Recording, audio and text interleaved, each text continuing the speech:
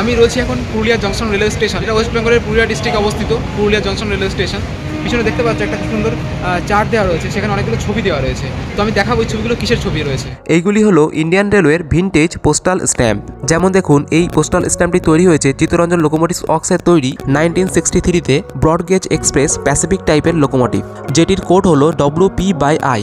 এটি 1976-এর তৈরি 1 rupees postal stamp.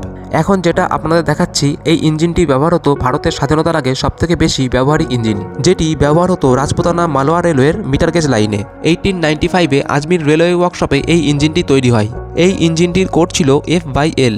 এটি একটি ইন্ডিয়ান 50 পয়সার ইন্ডিয়ান পোস্টাল স্ট্যাম্প, যেটা তৈরি হয়েছিল 1976-এ।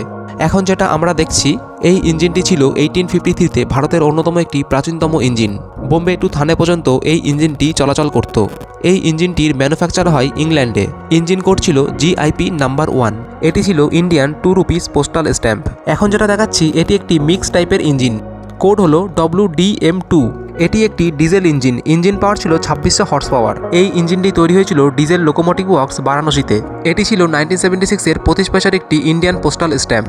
এই ইঞ্জিনটি দেখে তো আপনারা নিশ্চয়ই বুঝতে পারছেন, আমাদের বাড়ির কাছে দার্জিলিং হিমালয় রেলওয়ের আন্ডারে ছিল স্টিম লোকোমোটিভ ইঞ্জিন, ন্যারোগেজ লাইনে চলতো। এই পোস্টাল স্ট্যাম্পটি তৈরি করা হয় 1982-তে। 285 পয়সার স্ট্যাম্প ছিল। এই স্ট্যাম্পটিতে দেখানো হয়েছে ইন্ডিয়ান রেলওয়ের একটি ভিনটেজ 4 হুইলারের মেল সার্ভিস ভ্যান। এই স্ট্যাম্পটি ছিল CR প্রকাশনী দ্বারা তৈরি 50 পয়সার একটি ইন্ডিয়ান পোস্টাল স্ট্যাম্প।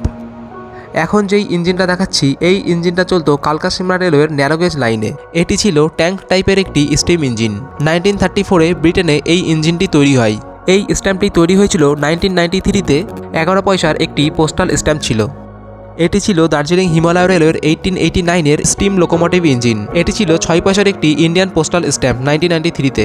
এখন যেই ইঞ্জিনটি দেখাচ্ছি, এই ইঞ্জিনটি ছিল মহারাষ্ট্রের ম্যাথেরান রেলওয়ের ন্যারোগেজের স্টিম লোকোমোটিভ ইঞ্জিন ছিল। এই ইঞ্জিনটি চলতো মহারাষ্ট্রের ওয়েস্টার্ন ঘাট সাইটে। যে স্টিম ইঞ্জিনটি শো করছে পোস্টাল স্ট্যাম্পে, সেটি ছিল 1905 সালের একটি স্টিম ইঞ্জিন, এবং এটি ছিল 1993-র 1 পয়সার একটি ইন্ডিয়ান পোস্টাল স্ট্যাম্প।